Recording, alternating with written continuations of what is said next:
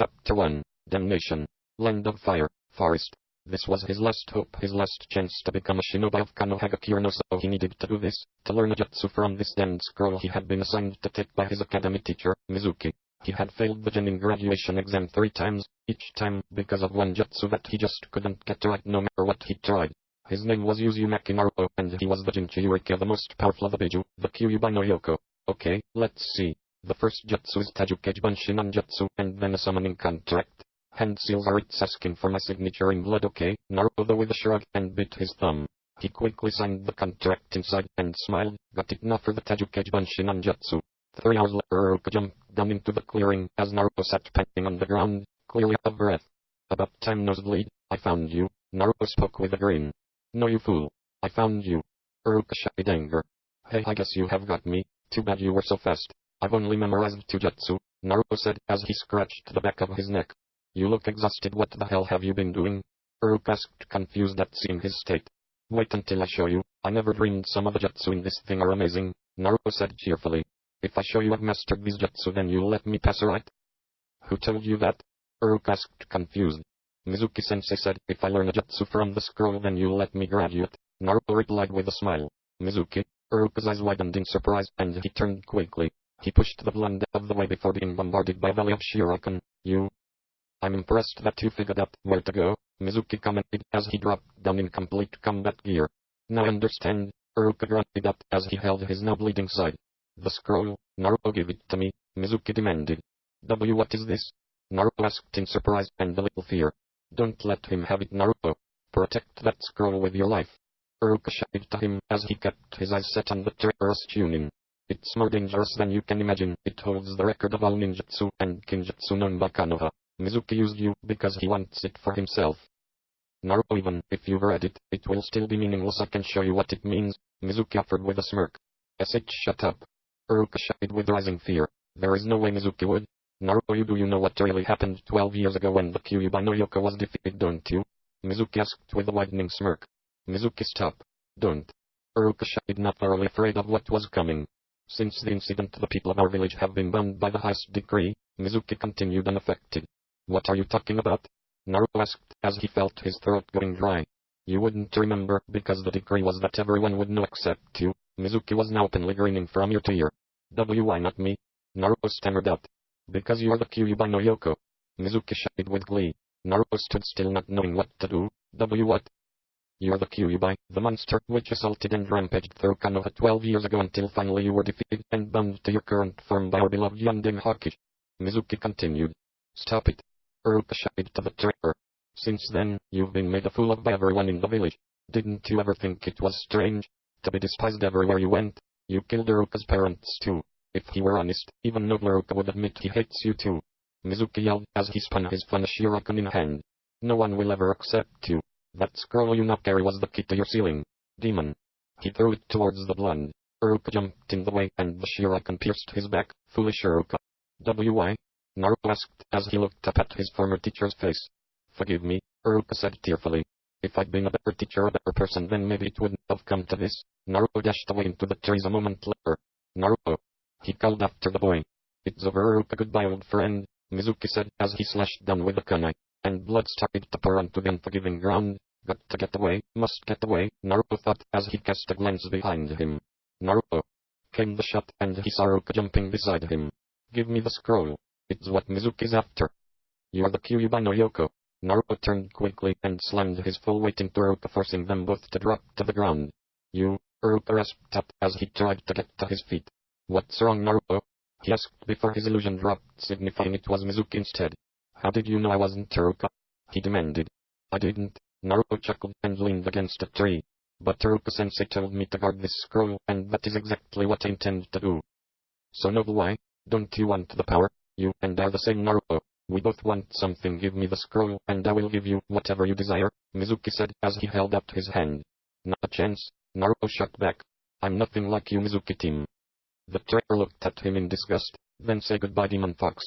He shot forwards with Fuma Shuriken spinning in hand. Die. Naruto's eyes widened before formed several hand seals instinctively. Kuchiyo's no jutsu. A moment later a large puff of smoke signified the appearance of a summoning. What? Mizuki thought in surprise, and he stopped a few feet away. Holy that's a large dragon several meters long appeared from the smoke and turned its gaze on him. There is no way that demon could summon a dragon. The traitor thought in slight fear.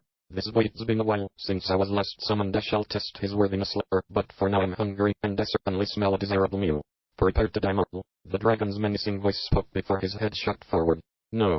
Mizuki thought before he was devoured by the large beast in front of him. The dragon turned towards the blonde boy and noticed he was now unconscious. Probably exhausted himself. I must take him away from here and back to the mountains. Perhaps that human village nearby will prepare him for the trials ahead, it thought as it picked the boy up and took off into the night sky with the scroll. In his office the sending Hawkeye, Sarutobi rose and watched sadly as the boy he had come to view as a grandson was taken away by dragon. Part of him wanted to send a team after them, but was clear that they were not too far gone to be retrieved, and he knew that Naruto wouldn't be returning to Konoha as one of its citizens, not when he would experience the outside world away from Konoha.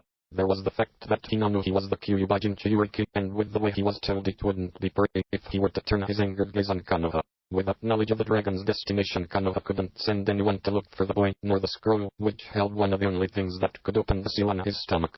The scroll contained the key to Naruto's seal. Naruto rose and thought worriedly. Land of Lightning. Kyūmagakure-no-Sao/Reikage Tower. Here is today's paperwork. Reikage-sama, spoke an attractive female Jonin, as she carried a large stack of papers into the office. Reikage-sama? She asked hesitantly.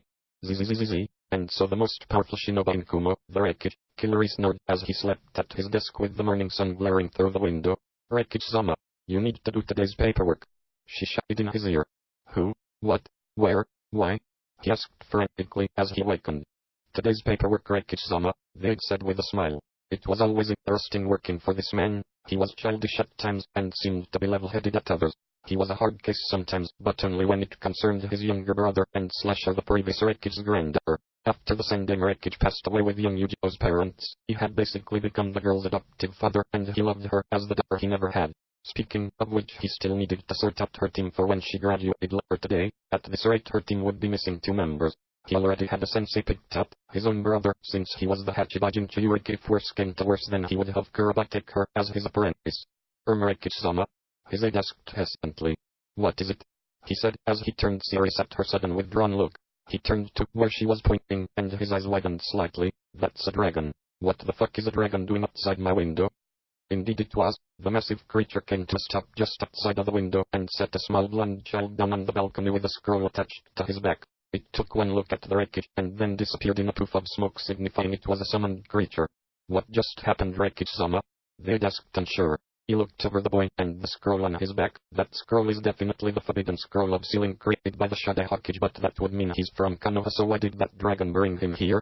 Dragons rarely leave Cloud Peak, and even then it's only for food. What is so special about you? Reikage-sama? Suddenly 3 Kumonins appeared within the room. It is alright, he reassured them, and then turned to them.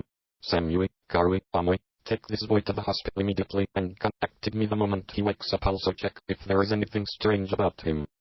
Yes, Reikage-sama, Samui acknowledged, even if she didn't understand the reasoning behind the orders. It was going to be a long day. Land of Lightning. Kyūmagakure-no-Sao/hospital. Naruto groaned as he woke to the sight of the sun setting at the closed window, and its rays covered the sky in a red hue. He sat up with another groan, and looked around, immediately recognizing that he was in a hospital, though it didn't appear to be Konoha's hospital. It was mostly yellow instead of the usual white, and was littered with monitoring equipment. Where the hell am I? Naruto asked in thought as he shakily got out of the bed. He looked down to see he was wearing a hospital gown. How did I get here? He walked over to the window and looked out. Whoa. From where he looked, he could see a massive city-like village stretched out over several mountains clustered together. I'm not in Konoha anymore. Suddenly the door opened, and the young woman stepped inside dressed in a familiar yet completely alien nurse's outfit. She stopped, looked at him, and then blinked before rushing back out of the room. This can't be good. I need to get out of here, Naruto thought, and formed a hand seal. And immediately he was wearing cloths again, even though he knew they were an illusion. He formed another hand seal and summoned as much chakra as he could muster. Tajukage Banshin no Jutsu. Instantly 20 appeared inside the room and started storming up to provide his distraction. I have to get out of here now. He jumped out of the window with his clones and salted the pajama. Fell. What the hell? Naruto exclaimed as he fell through the large gap between the village's platforms that kept them all atop the mountains. I don't have the chakra left to make a lad.